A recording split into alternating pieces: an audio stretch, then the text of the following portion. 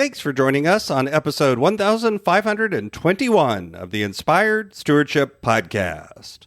I'm Dia Irby. I challenge you to invest in yourself, invest in others, develop your influence, and impact the world by using your time, your talent, and your treasures to live out your calling. Having the ability to recognize that you are a gift to the world is key. And one way to be inspired to do that is to listen to this, the Inspired Stewardship Podcast with my friend Scott Mater.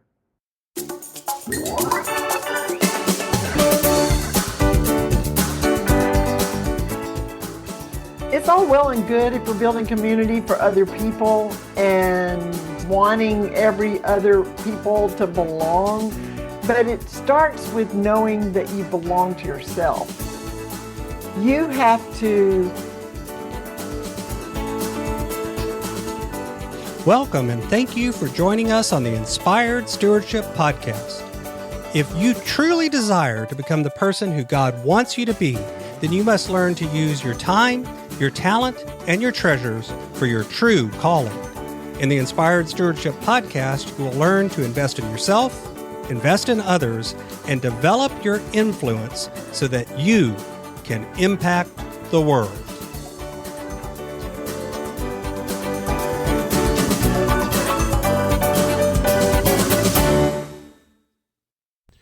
In this podcast episode, I interview Dia Irby.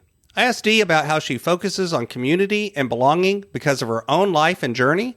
I also asked Dia about her messages of saves and claim. And Dia also shares how building community starts with understanding yourself.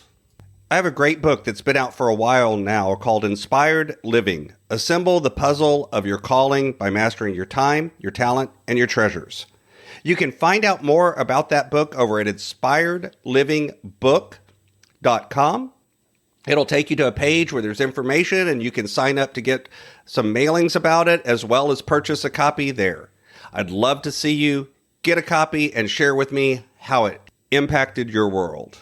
Originally from Mississippi, Dia Irby has lived in 5 southern states and in over 15 different homes, serving churches with her pastor husband, owning and operating a tea room, and now being a realtor in North Carolina.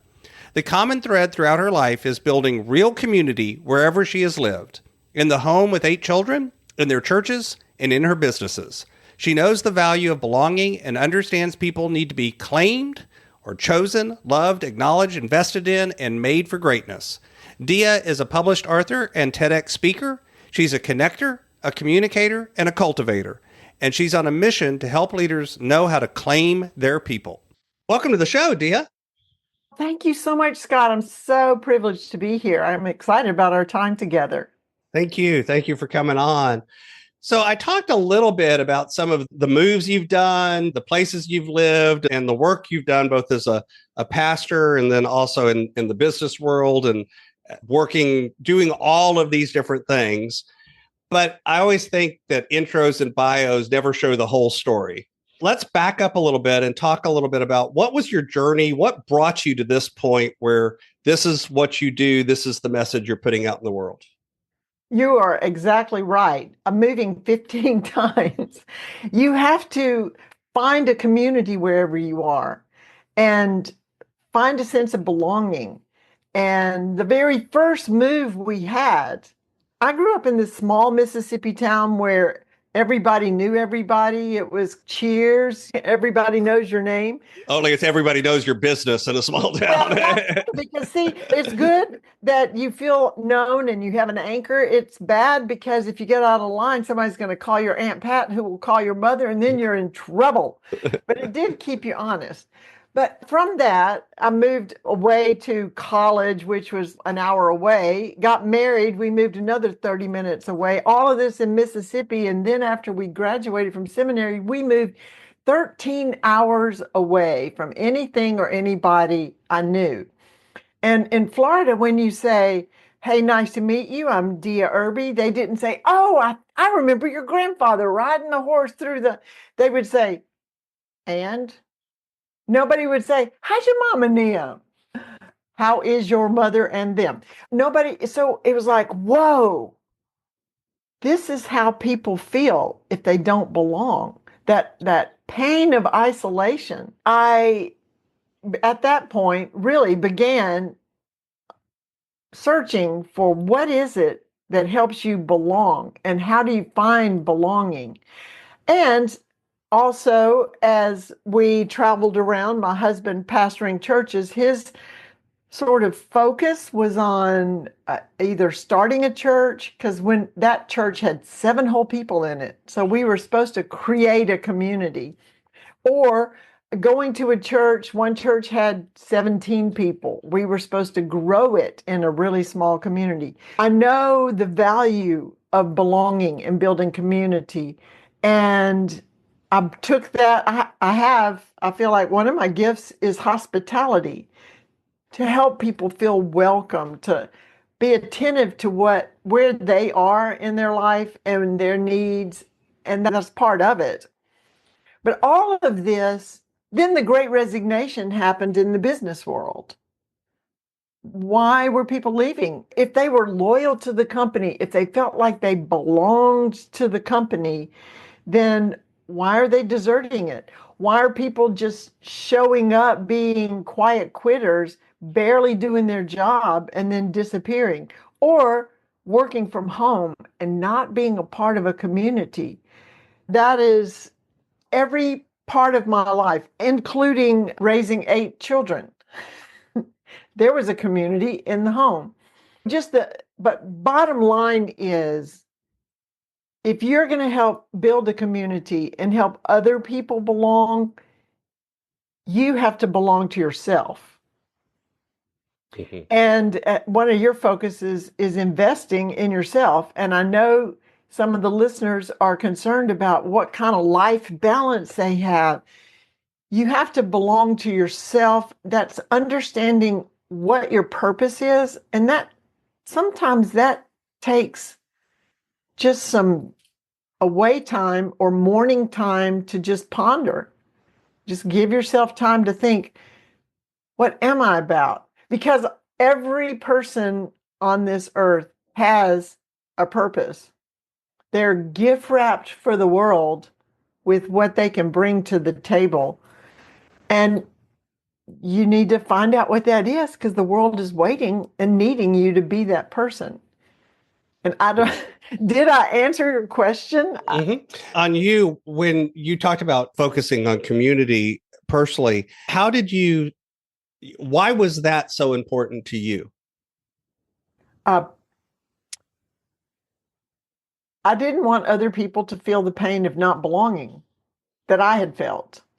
So I knew what that was like. And that's my purpose. I found a passion for helping people feel like they belong. So I guess it's acting in or living in purpose, in my passion. Mm-hmm. So when you say, feeling like you not belong yourself, is that because of just the moving and the constantly be resetting to a new community, or in what ways did you feel like you didn't belong? Well, that first shock, after I got over that, yes, it was. It was like, oh, wait, everything about the world that I understood, because the only time I moved until I went off to college was from the back bedroom to the front bedroom. And so everybody, whatever world you experience, especially when you're young, maybe up till 12 years old, that is your norm. Maybe somebody grows up and they never get corrected for anything and they think they never did anything wrong. Maybe they are never allowed to do something. They think that's normal. Maybe the parents are always fighting, or whatever we experience, we think that is what normal is. So when we get outside of that, it's a shocker. Wait, there's a whole new world out here. And things are done differently. How do I fit into this new world I'm discovering? Mm-hmm. Does that make sense? Mm-hmm. Something else that you said, and I wanted to probe on a word that you use. So you talked about people quiet quitting because they felt like they didn't belong. And the word you used was to a company. And I would wonder, is it really to a company or with a company? That is a great observation. Absolutely. It's with a company or in or a part of. Right. Yes. Very good. Because I Very think some people do feel like they belong to the company, and that's one of the reasons they quit. Oh, okay. Okay. Yes. Thank you for that. You were intentionally listening to every preposition I use. Thank Well, you. words to me are very important, the words that we use, because I think a lot of, and back to your talking about community, a lot of times our belonging is driven by our understanding of words, of what somebody says. And what I mean by that is look at the political divide. A lot of times, if you actually break it down and look at the goals that everyone says they want, every politician wants the same thing. What we're really arguing about is either what does that word mean? What does community mean? What does success mean?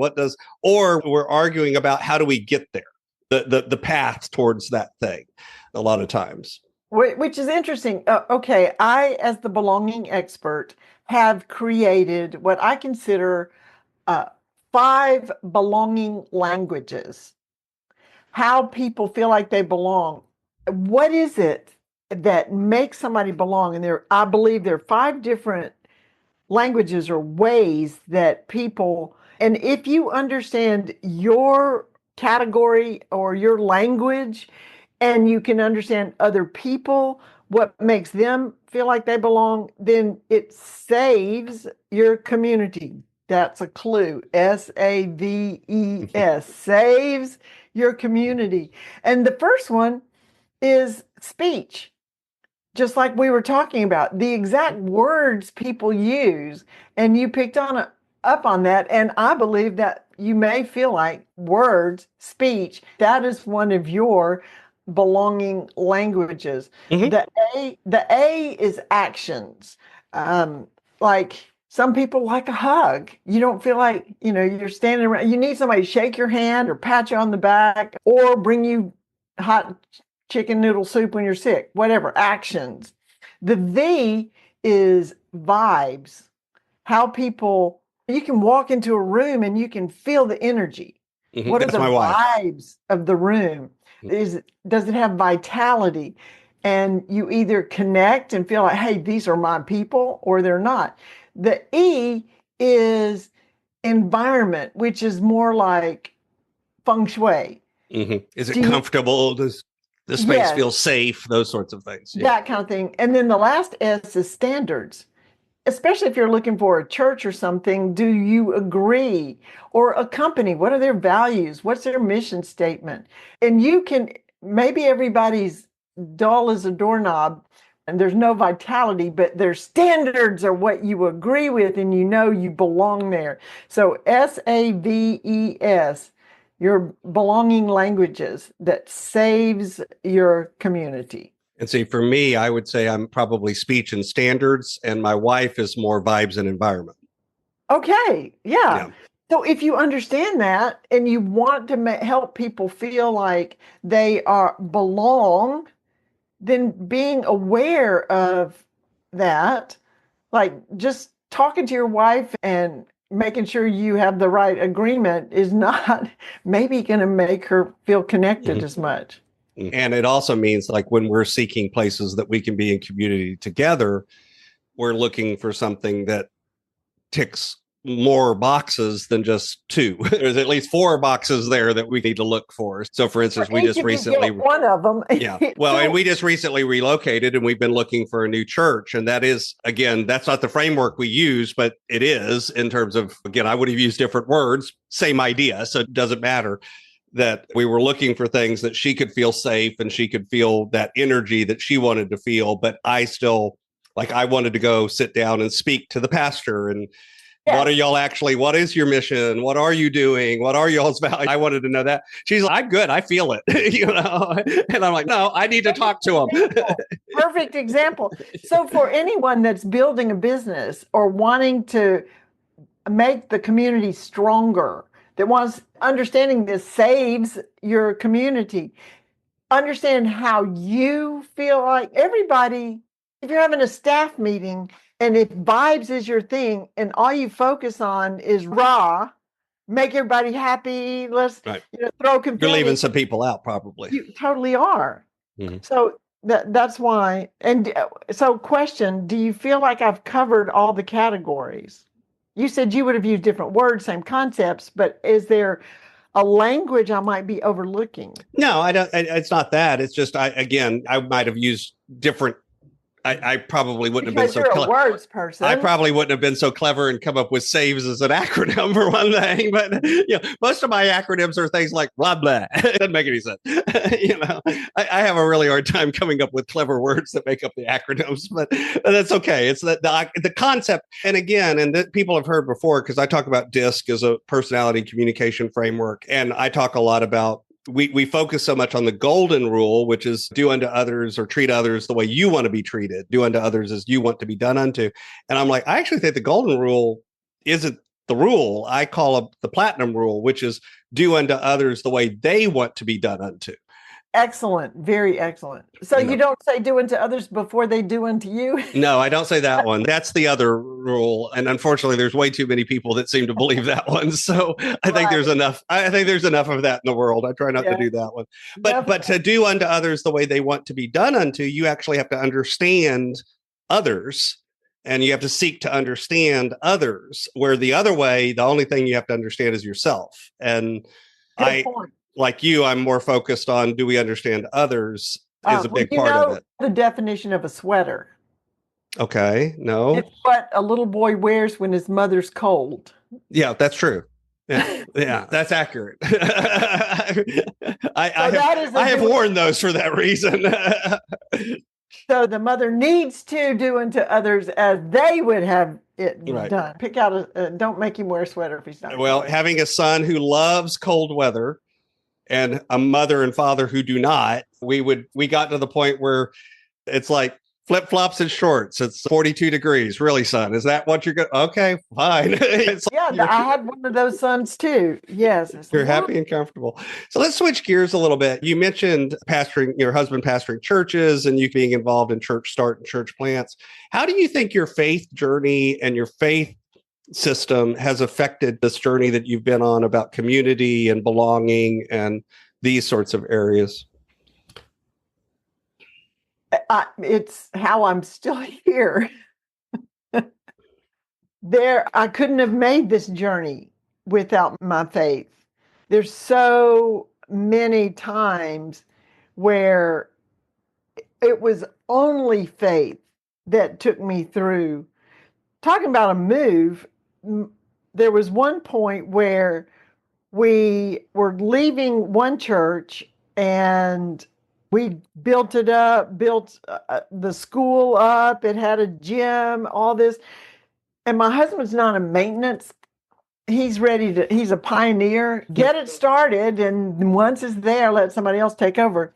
So he was doing a shift in change and sent out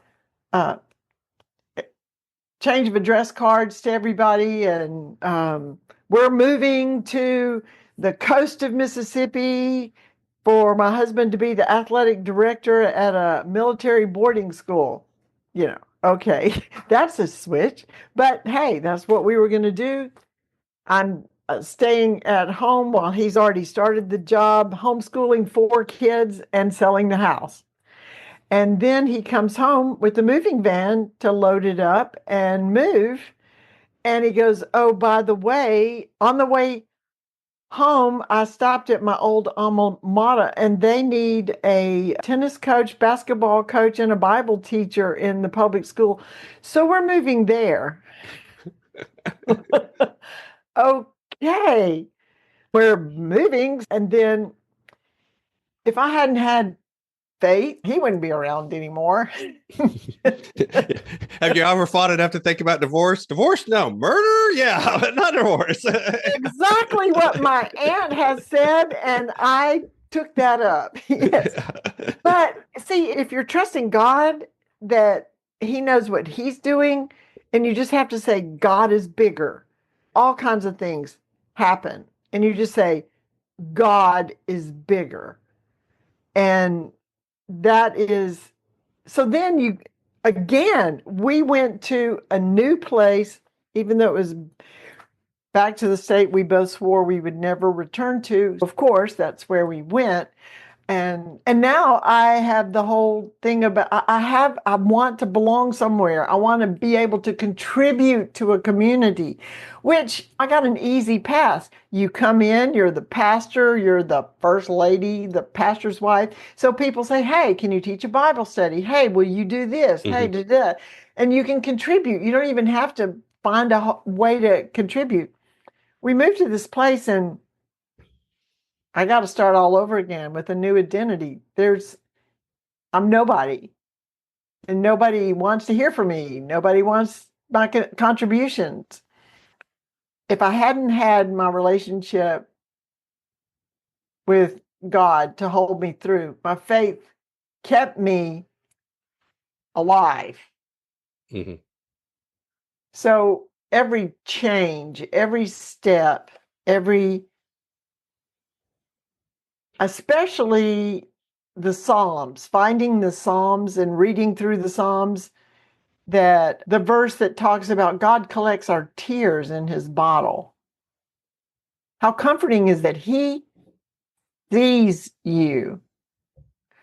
There was one time during that almost moving one place and ending up moving another where we had all the same expenses and half the income because of the job change, and we had no food. And I just was crying out to God, give us this day our daily bread. And the next morning, there was a loaf of bread in my mailbox. Mm. God was showing up, and he likes us to look to him, to depend on him, to ask him to provide for us, to give us stability. So how does faith fit in, or how does my spiritual journey fit in with all the moves and my belonging? I can make it through anything as long as I remember I belong to Jesus, and I don't,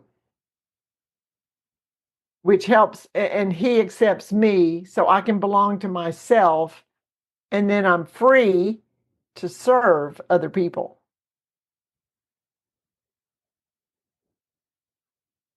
So when you think about, one of the things you said during that was this idea of, at the end of the day, you trusted God for the decisions that were being made. We're going to move to Mississippi. Oh, no, we're not. We're going to move over here instead. Decisions. How do you, because I think a lot of people of faith try to, or struggle with that. How do you balance trusting God and trusting that decision with also realizing that at the end of the day, you're people and you're making the decision yourself too? How does that tension between, am I really hearing what God is calling me to do, or am I putting this on? Am I going somewhere and saying, "Hey God, show up," or am I saying, "Hey God, where should I go?" How do you balance that in your life? One of the phrases, or I don't know, anchors that I've hung on to is find out what God is doing and join him. Henry Blackaby, I think, Mm-hmm. taught that. Find out what God's doing and join him. So that's got to be right. But also, God, if you are, okay, you're in a relationship with your spouse, right? And if you know your spouse preferences, you know what her standards are, or he, if you're other, if I'm talking to the wife, you have your common standards. Within that realm, you're going to make decisions about what to do. If you know your wife likes the den to be set up a certain way, you're not going to go out and buy a gym and put in the middle of it. You're not going to make that decision because you have a relationship. So if you are deepening your relationship with God and you're in his word and understanding what his standards are, what he wants, he has given you that wisdom.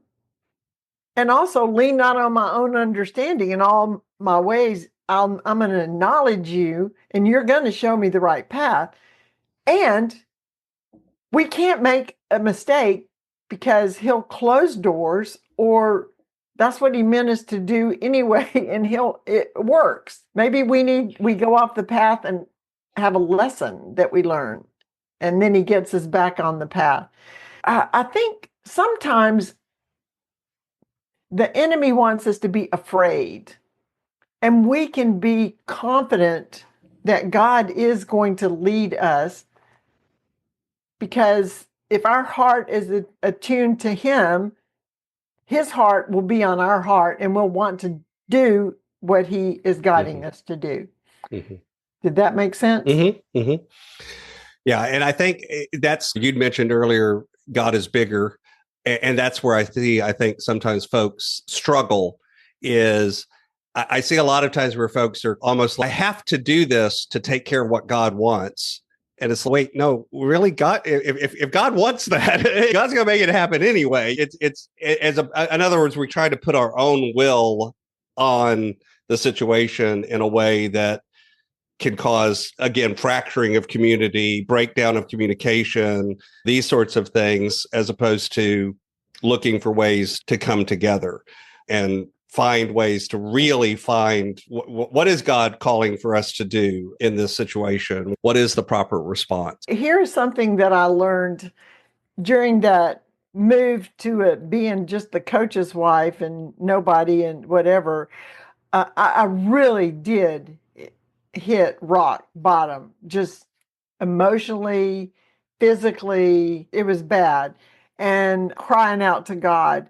And he revealed to me a very big lesson. And I'm like, really? And I know you're going to be shocked at what he told me. But he said, I am not God. What? What? I do not. God knows everything. He's omniscient. I am not. And I don't have to try to be. God is everywhere. I am not. And I don't have to try to be. God is all powerful. He can make stuff happen. I am not God. I'm not all powerful. I don't have to make stuff happen. And it was a real relief to realize I'm not God. I think when we get all stressed out about trying to make things happen, we think that we're supposed to be being God. Instead of stepping back and saying, God is bigger. Now, that doesn't mean we go into inaction, but we do the things that God has given us wisdom and ability to do and know God is bigger. Right. And I've used this analogy before. A lot of times people think that, so if somebody is driven and then they hear the word contentment and they're like, someone who's content can't be driven. And it's like, actually, those aren't opposites. Driven and complacency, okay, I'll say those are opposites, but I'm very content with my life. That doesn't mean I don't want more, or I don't want things to change, or I don't want new opportunities, or I don't want, I'm driven too, but I'm driven in a different way. It's not a driven like more for me. I'm driven by what can I do to serve others, to increase the community. And out of that, often things come to me too, but I'm not about me getting it. I'm more about serving others, that the other is more of a natural result. And that's what you're talking about, is that difference between accepting, being content. This is where I am today.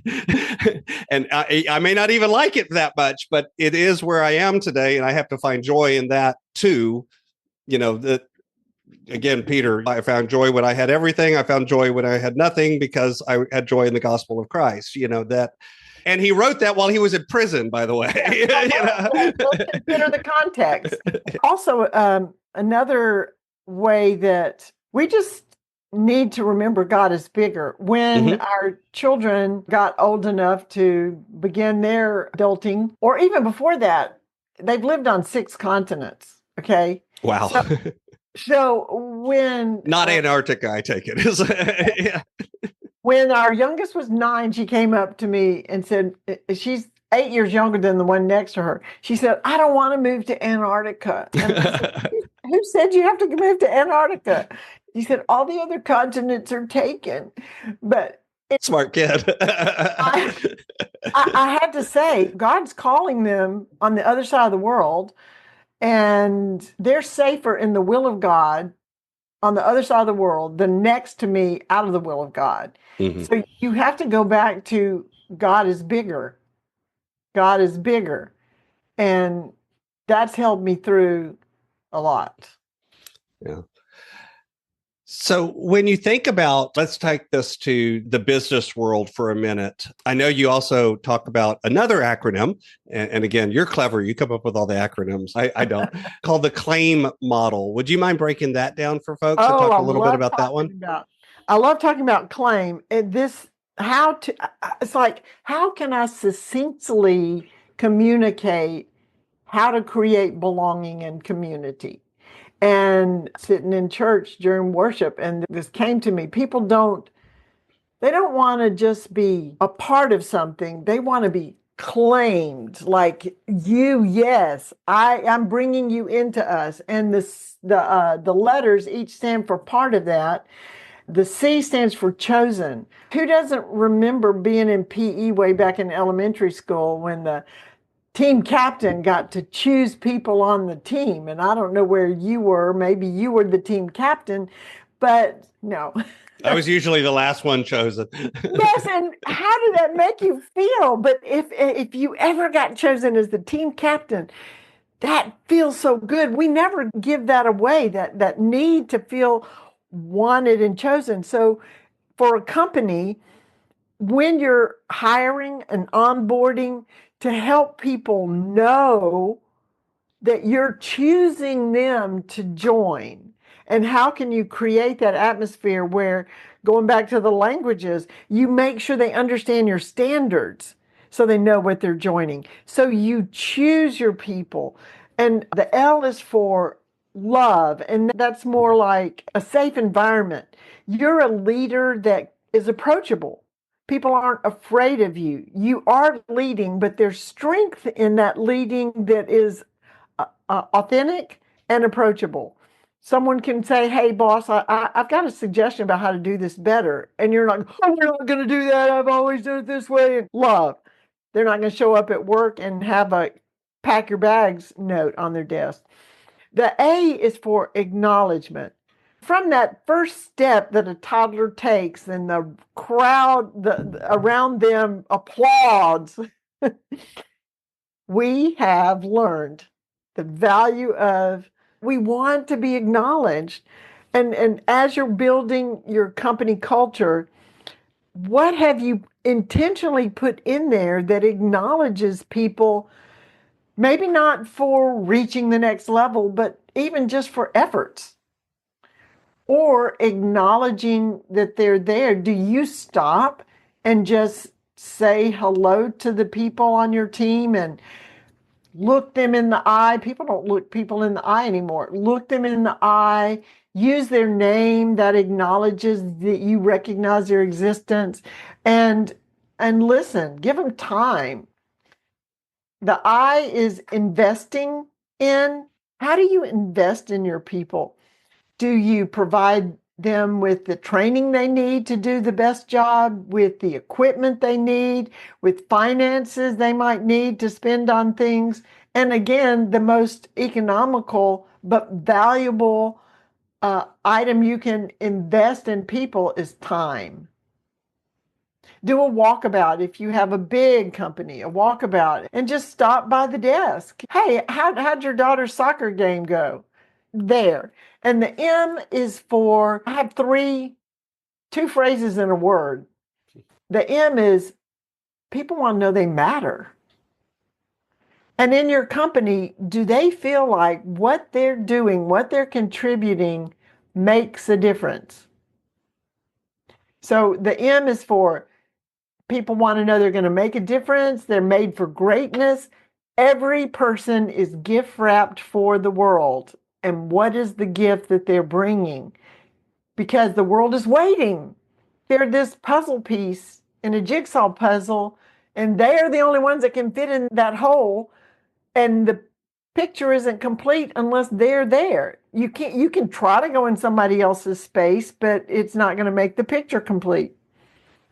So be your puzzle piece. And all the puzzle pieces around you are happy that you're completing their picture because you're being who you're supposed to be, who you're created to be. For we are created for good works which were prepared before us so we can walk in them. Mm-hmm. So that's the M. It just that they matter. Somebody doesn't show up for work, do they get a call? Maybe they call in, but do they get a check-in later? Or they have something that they have to go to? They matter. Mm-hmm. Everybody wants to know that you matter. But here's the cool thing about that acrostic. If I may, it is the gospel. God chose us, and because he loves us, he acknowledges our need of a Savior, and he invested in us because we matter. So when you think about this model, and much like the language, the SAVES model earlier, folks in business, a lot of times, as leaders in business, we don't necessarily look to our people as the big resource that they are for the business. At the end of the day, what really makes a business succeed or fail is the people more often than not. What do you see as the tie between building community in business and actually the bottom line, success in business, whatever they're measuring as that kind of measure of success? How do those relate to you? Simply stated, belonging boosts the bottom line. When people feel like they belong, there's this statistic that the productivity is higher. The only statistic I can remember is if people feel like they belong, do you know what the decrease in sick days is? What percentage of decrease in sick? I would guess over 60%. But yeah, 75%. Hello. If people are excited about work and want to come into the office, they're going to get more done, or they want to be on, they can't wait for the staff meeting and whatever, however your company works. They're going to take ownership. They're not, this is our company, and we want to serve our community. We want to be known as the company that is of excellence, or that we are we're there. If you call, we're not the ones that say, I'll be in that window of 8 a.m. and 8 p.m. Whatever it is, then everybody's on board because it's their company and they want to be associated and acknowledged for the good things of the company. And also, I mean, your company, like I'm a real estate agent. So it's just me, but my company are my clients out there. What do I do to help them? How do I focus on them? Do they know that they're claimed as part of my business, and that I am providing a secure, safe, loving environment for them, that I'm acknowledging that this is painful for them to move from the home they've always known, and what are they going to do with all their, if you're in sales and it's just your clients that you have, make sure that you are able to communicate that they belong in your realm. Absolutely. And I think sometimes we forget that. So I used to work in a company, I was in leadership, and I used to remind folks that although we had clients and customers outside of the company, we also had clients and customers inside of the company, that our department has to talk to another department. Well, they're our client. And the same way we talk about treating customers and clients that are paying us, what are you doing to treat that client? And I would change, because this company did have a very client-focused culture external clients. And so I conscripted that language to remind people that that's how we treat each other inside the company too, to help them focus on serving and connecting with the other departments and the other groups in the company. It was a large company, over 3,000 employees. So it was, you ended up with a lot of communication and friction and all of those things inside the company. Right.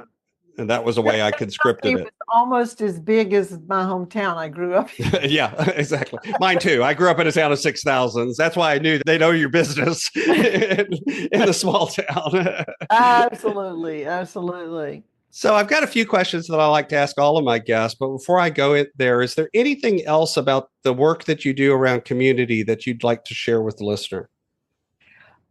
Absolutely. I think that it's all well and good if we're building community for other people and wanting every other people to belong, but it starts with knowing that you belong to yourself. You have to, and let's just go through claim. You have to choose yourself, which may mean every morning you invest some time in yourself. That's the I. We'll get there. You choose to say that you are important, that you have a purpose, that you choose yourself. And that doesn't mean that you're excluding other people, but if you don't choose yourself, you're not going to have what it takes to choose anybody else. You have to love yourself. Do what, and that's not pamper. That's, if you love yourself, then that may mean you're going to go to the gym, get up and go to the gym before you do anything. Whatever it takes to love yourself. You're going to change your diet. You're going to eat right. You're going to get the right amount of sleep you need. You have to love yourself, because this is our house. This is where we live, and we have to take care of ourselves. You have to acknowledge yourself, and there are lots of self-affirmations, but you can, hey, I like, you did a good job handling that conversation. Way to go, you. Or acknowledge that I'm really tired and my resistance is low to eating that whole chocolate cake. So but I have to acknowledge my emotions and where I am. I invest in yourself with all the ways. This is the way I bring it. If you had a best friend, would you make sure that, and use the M also as that you matter? Would your best friend, would you say, you matter? I'm glad you're here on the earth because you're important. Or would you say, I'm so glad that you're my best friend and I'm going to love you and I'm going to acknowledge everything that's great about you and invest time with you? The best friend that we have, that we will have from the moment we're born to the moment we die, is ourselves. We have to be our own best friend and always stand by ourselves. I mean, with ourselves. And from that, we've filled our cup or our pitcher, and then we can pour out on other people. So this is all well and good on the outside, but we can't authentically bring our best self out to build the community outside of us if we haven't claimed ourselves. Absolutely. My brand is Inspired Stewardship, and I run things through that lens of stewardship. And yet I've discovered over the years, that's one of those words that can mean a lot of different things to a lot of different people. When you hear the word stewardship, what does that word mean to you? It means to me that you are managing something that belongs to someone else. And you can be a good steward or a bad steward. Yes. I would say simply, you're in charge of something that belongs to someone else, and you're going to do the best that you can with it. Yeah. And how has that understanding, or how has that understanding affected you in your journey? It goes back to the faith. If I understand that my life and what I do in my life, or any income I have, if everything belongs to God, because God is bigger, everything belongs to God, then I am a steward of the gifts he's given me. I am a steward of the time he's given me. I'm a steward of my body that he gave me. Parents forget that their kids belong to God and they are stewards, that that we have to mold them and train them to follow God and be there. We can't decide what they're supposed to do with their lives. God already did, and we're there to steward their gifts and abilities and help them develop the best that they can. So that's how I see stewardship. That, like, when your income, it's all God's, and he asks, and it's a good step of faith to tithe, to give, to spread it. He will give it to you if he can get it through you. It increases when you give it away. Yeah. This is my favorite question that I like to ask everyone. So imagine for a moment that I could invent this magic machine. And with this machine, I was able to take you from where you are today and transport you into the future, maybe 150, maybe 250 years. And through the power of this machine, you were able to look back and see your entire life, see all of the connections, see all of the ripples, see all of the impacts you've left behind. What impact do you hope you've left in the world?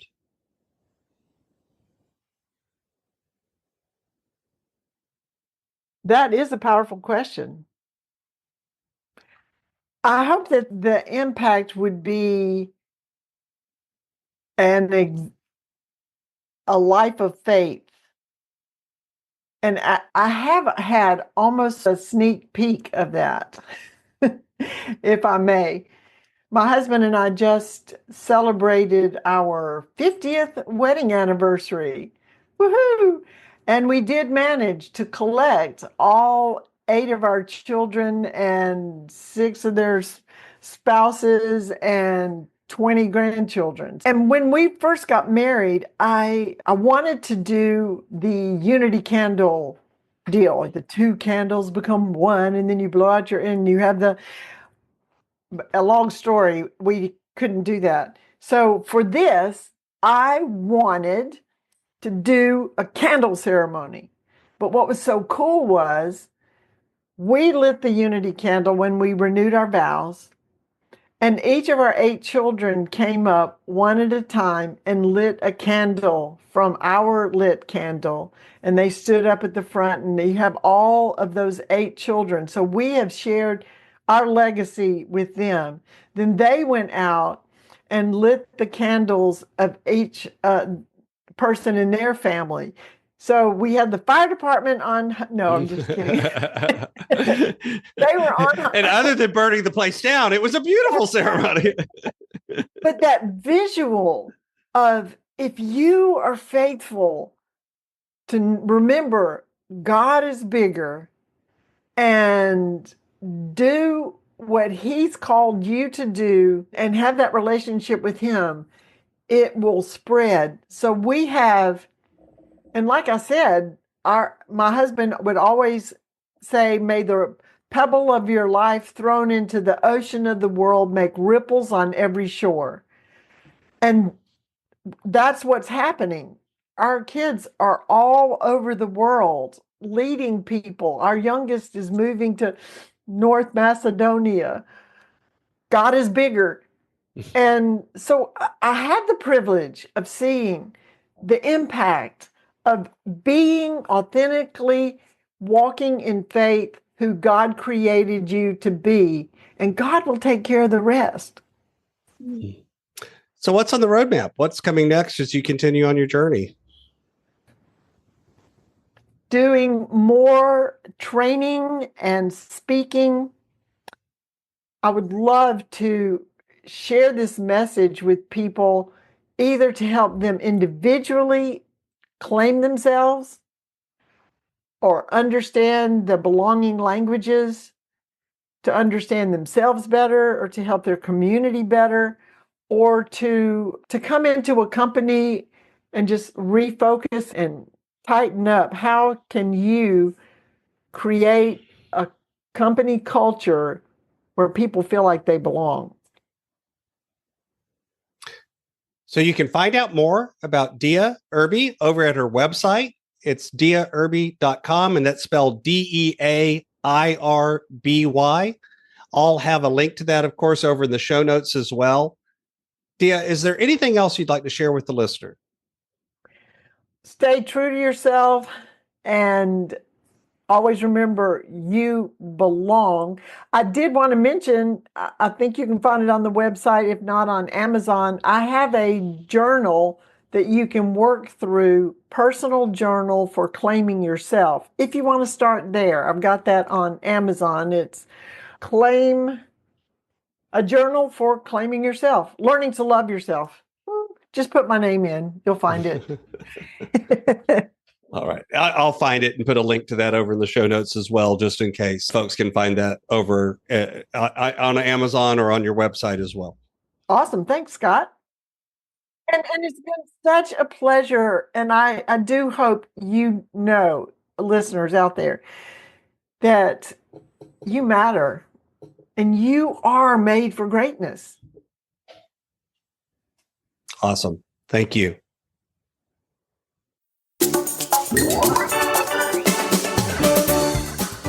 Thanks so much for listening to the Inspired Stewardship podcast. As a subscriber and listener, we challenge you to not just sit back and passively listen, but act on what you've heard and find a way to live your calling. If you enjoyed this episode, please do us a favor. Go over to inspiredstewardship.com/iTunes rate, all one word, iTunes rate. It'll take you through how to leave a rating and review and how to make sure you're subscribed to the podcast so that you can get every episode as it comes out in your feed. Until next time, invest your time, your talent, and your treasures.